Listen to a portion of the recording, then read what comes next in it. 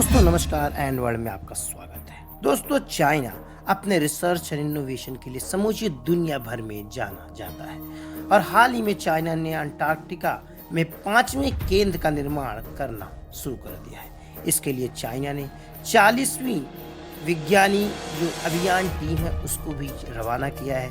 दरअसल चीन बर्फीले और संसाधन संपन्न दक्षिणी महाद्वीप में अपनी उपस्थिति को मजबूत करने के लिए प्रयास तेज कर रहा है। इसी बीच चीन ने अपना एक विज्ञानी अभियान दल अंटार्कटिका में भेजने की तैयारी में जुटा हुआ है और उसने उसको रवाना भी कर दिया है और इसी के तहत वह अंटार्कटिका में चीन का 5वां अनुसंधान केंद्र भी बना रहा है।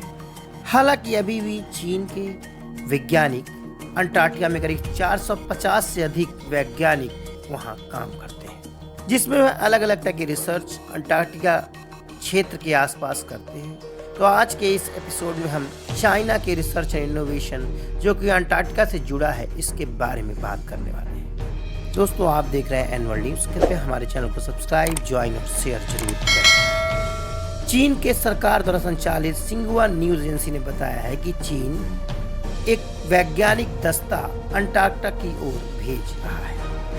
यह टीम अभियान के दौरान रोस सागर के तटीय क्षेत्रों में नया वैज्ञानिक अनुसंधान केंद्र स्थापित करेगी। यह अंटार्कटिका में चीन का 5वां अनुसंधान केंद्र हो सकता है। नए केंद्र में तकरीबन 5244 स्क्वायर मीटर की जगह होगी।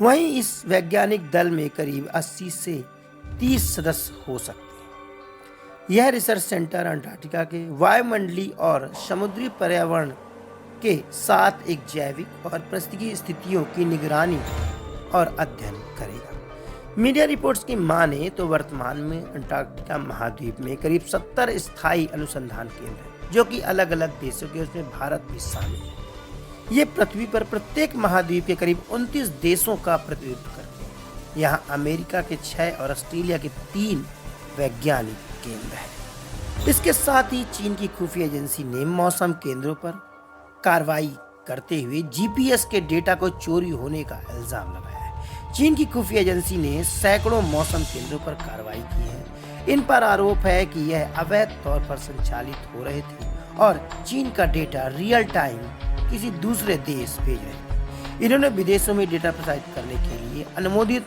कुछ राशियां भी प्राप्त की है, जो कि राज्य सुरक्षा मंत्रालय ने हाल ही में एक बयान में कहा है।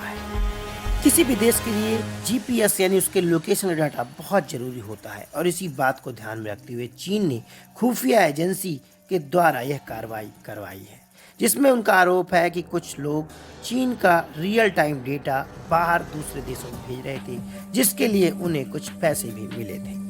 वहीं चीन के मंत्रालय की माने तो इस तरह के केंद्र करीब 20 से अधिक प्रांतों में मौजूद थे, जो कि विदेशी सरकारों द्वारा वित्त पोषित करते थे, यानी वह अनुदान और फंडिंग प्राप्त कर रहे थे, जिसके अंतर्गत वह चीन का GPS based real time data दूसरे देशों को भेज रहे थे, यानी लोकेशन भेज रहे थे। इसके लिए चाइना ने कुछ देशों पर आरोप लगाए।